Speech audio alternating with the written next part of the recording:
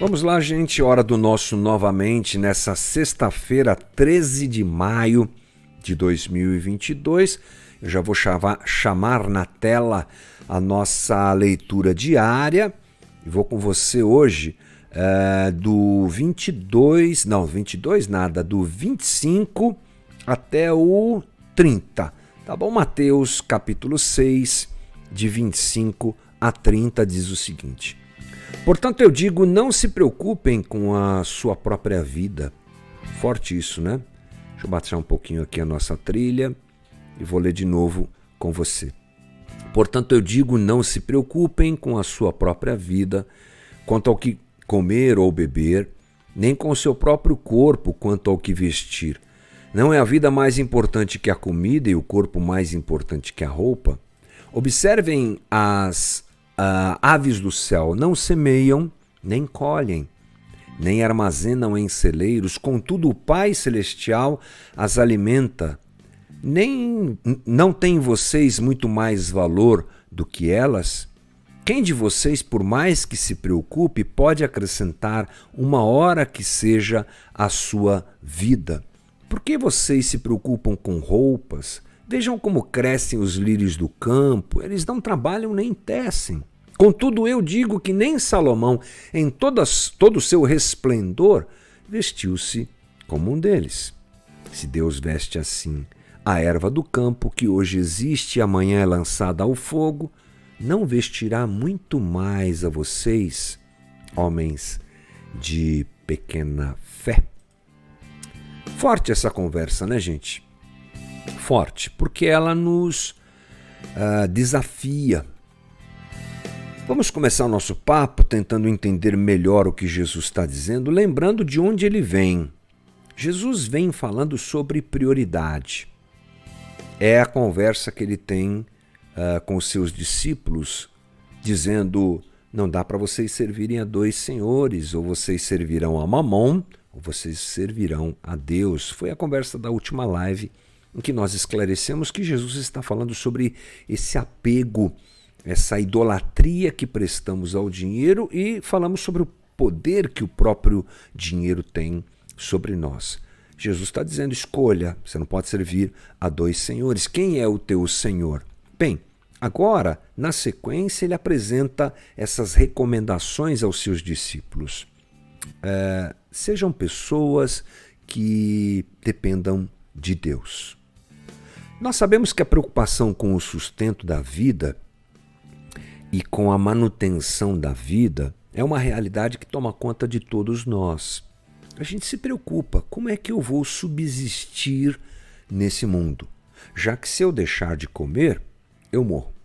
Eu não posso deixar de comer, não posso deixar de ter as coisas, minimamente eu preciso delas.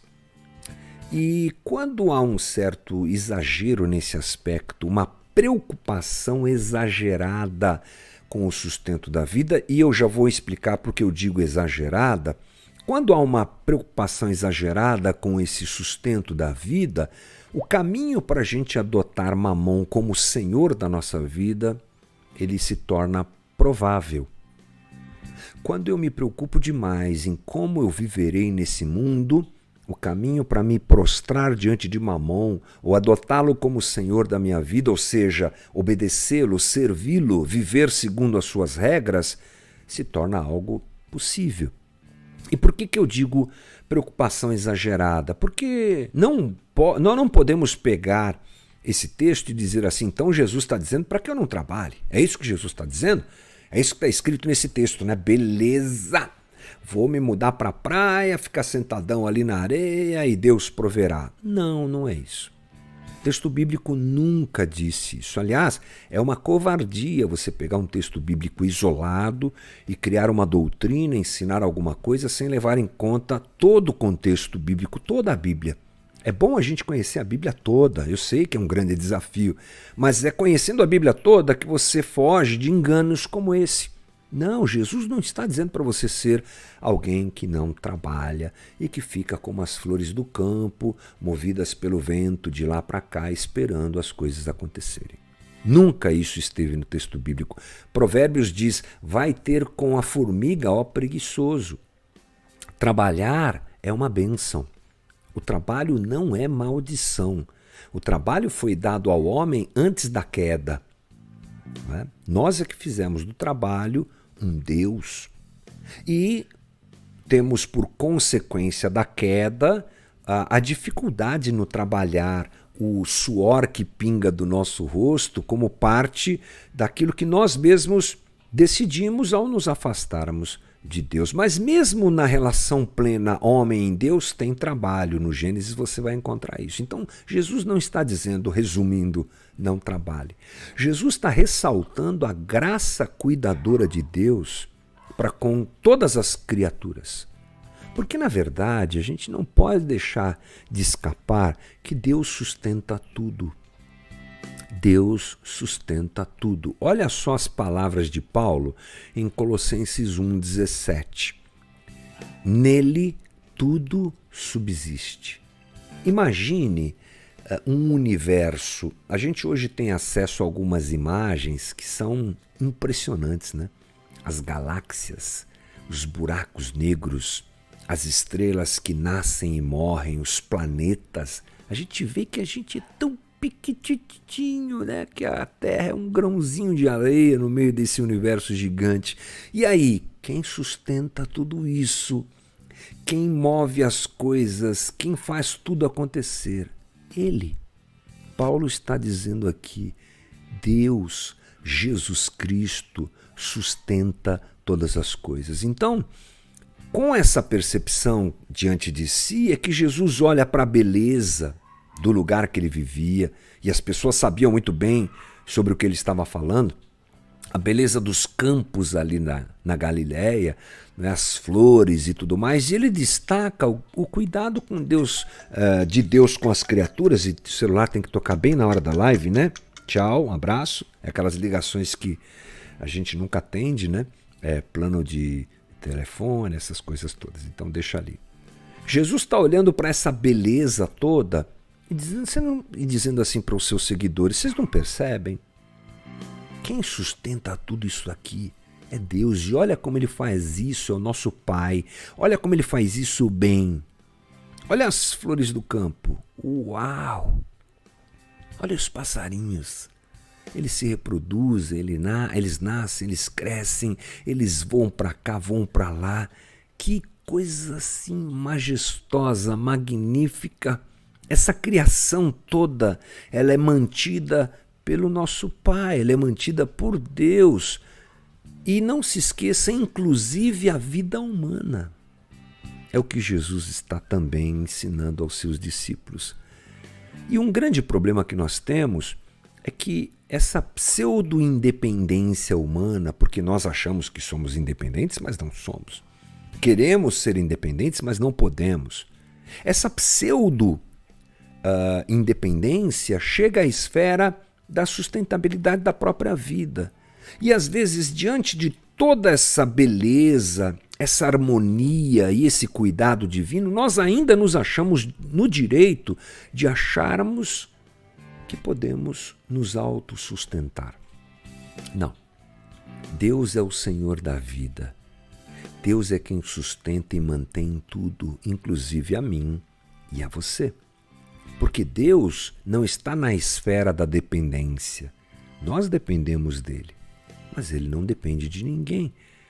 Já diz aí um controverso pregador, que eu admiro em alguns aspectos, Deus não existe, Deus é. Nós existimos, e existimos nele, e subsistimos nele, mas ele é. Talvez seja essa a primeira coisa que Jesus quer chamar a atenção. Pare de achar que você pode se sustentar. Quem sustenta você é Deus. Mas eu não trabalho? Então, esse é um outro ponto interessante, né? Se o nosso trabalho não for divinamente abençoado por Deus, ele é vão. Já diz o salmista, Salmo 127. Tem uma banda que eu gosto um pouco, que em 1995 compôs a música Sobre a Rocha, que fecha o CD On The Rock, o CD mais roqueiro que essa banda já fez, que por acaso é a minha banda. E o Zé Bruno, inspirado como sempre, escreveu uma música baseado em cima desse título, desse texto de Salmo 127. Se o Senhor não edificar a casa, em vão trabalhos que edificam. Se o Senhor não guardar a cidade, em vão vigia a sentinela. Será inútil levantar de madrugada, dormir tarde, comer o pão que conseguiram com tanto esforço, porque aos seus amados ele o dá enquanto dormem.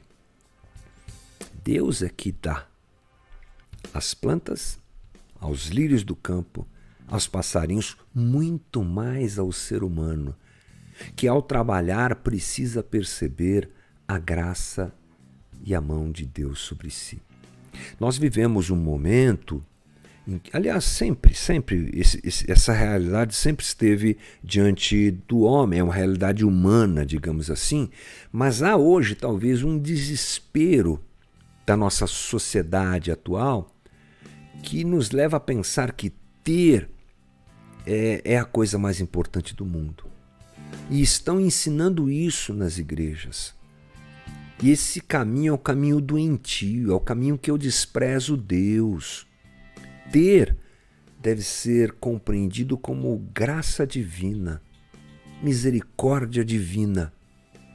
Porque os discípulos de Jesus, eles precisam priorizar o invisível, sabendo que Deus cuida deles e que eles continuam marchando, instaurando, divulgando, apresentando e implementando o reino de Deus, que se faz presente nessa sociedade através dos discípulos de Cristo, do corpo de Cristo. Jesus vai andando pela Galileia, vai andando ali por Jerusalém, por Israel, e ele vai se contrapondo àquilo que todo mundo acreditava ser a razão da vida. O poder, a força. Eles estavam debaixo de um império, eles sofriam demais. E Jesus está ali mostrando para eles, olha, eu sei que diante desse sofrimento você fica desesperado para tentar resolver isso com a tua força, com a tua capacidade, com essa autoindependência que colocam entre aspas essa palavra. Mas aprenda a depender de Deus. Jesus se contrapõe ao império que explora, mas ele também se contrapõe aos que sofrem no sentido de dizer para eles, não achem que a solução está em vencer essa situação humana, ao ver uma reviravolta humana. Tanto que Jesus não traz essa proposta. Ele não traz uma proposta de embate. Ele traz uma proposta de dependência de Deus. Então, é o que acho que nós podemos aprender com essa fala de Jesus. Nós todos temos testemunhos do cuidado de Deus com a vida da gente. Nos momentos mais difíceis da minha vida, a frase que sempre veio e acho que continuará vindo, e eu a falo frequentemente às pessoas: Deus cuida de nós. Para abrasileirar a coisa, Deus cuida da gente. Eu estou sempre falando isso. Nos dias mais difíceis eu evoco isso no meu coração. Não gosto de vir aqui e ficar me apresentando como o cara, porque não sou. Mas eu quero só compartilhar isso com você. Às vezes as pessoas colocam a liderança de uma comunidade num patamar que ele não existe. De perfeição, isso não existe. O que eu estou aqui fazendo é compartilhar a minha vida com você em muitos aspectos. Faço isso lá na comunidade, faço isso aqui com você nas lives. Então estou compartilhando um pouquinho dessa experiência. A gente precisa acreditar que Deus cuida da gente. A gente vai trabalhar? Sem dúvida. A gente vai se empenhar? Sem dúvida. Mas sem o desespero de achar que a gente está sozinho, que a gente está por conta própria. E sem o desespero de adotar esse estilo de ter no lugar do ser como prioridade existencial. Porque Jesus também já disse, a vida de um homem não consiste nos bens que ele tem. Vamos priorizar o reino. Vamos priorizar a vontade divina, sua justiça, e as coisas serão acrescentadas. Take it easy, vai devagar. Planeje a sua carreira, sim. Estude, sim. Trabalhe, sim. Mas confie na graça e na misericórdia de Deus, que vão acrescentando o que Ele quer, o que Ele deseja colocar a nossa vida, a nossa disposição na nossa caminhada. Bora lá, gente? Esse foi o nosso Novamente de hoje.